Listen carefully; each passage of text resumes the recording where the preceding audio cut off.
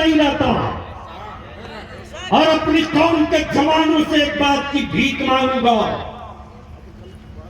धर्म चाहे जो हो, मजहब चाहे जो हो, बिरादरी चाहे जो हो, अगर किसी की बेटी की इज्जत कोई गुंडा या उचक्का लूटना चाहे और तुम आजू बाजू में अगर मौजूद रहो तो अपनी जान सटा देना, उस बेटी की आबरू को लूटने मत देना, ताकि जमाने को पैगाम मिल जाए कि दरिंदों के बीच बेटियां महफूज नहीं रहती।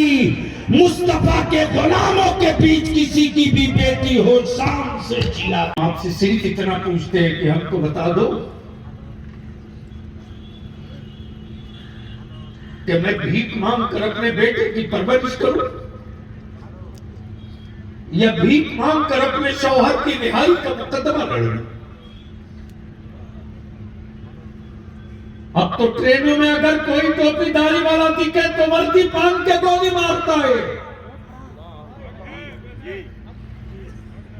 क्या नहीं आवाज निकलती सेकुलर कराने वालों की? और अगर इस मजलूम कौम की नस्लों के मुस्तकबिल के लिए लड़ना बगावत है तो बलियाबी डंके की चोट पर कहता कायरो, यह बगावत उलमाए अहले सुन्नत आज से शुरू कर चुके हैं। अपने बाप को कह दो कि तेरे सत्ता में जितनी ताकत है रोक कर दिखा ले, इसलिए कि अब तक लोग निकले थे, अब नबियों रसूलों के बारिश की फौज। तो सेकुलर कहलाने वालों की सरकार है,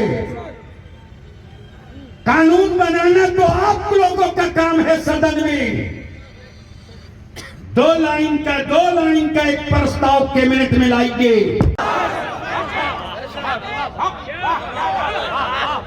तो बोलो, आपकी औलादों के मुस्तकबिल की जंग लड़ी जाए तो साथ दोगे कि नहीं दोगे?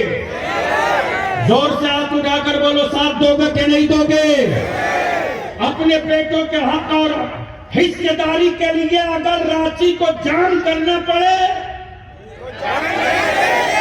जोर से बोलो, जोर से बोलो। इसलिए बलिया भी कहता, हेमंत बाबू 2 कानून बना दो। पहला कानून नबी के नामूस का और दूसरा कानून मॉब लिंचिंग के खिलाफ मुस्लिम सेफ्टी एक्ट का। जिस तरह दलित और आदिवासी भाइयों को जान की, माल की, इज्जत की, आबरू की हिफाजत के लिए दलित एक्ट बना।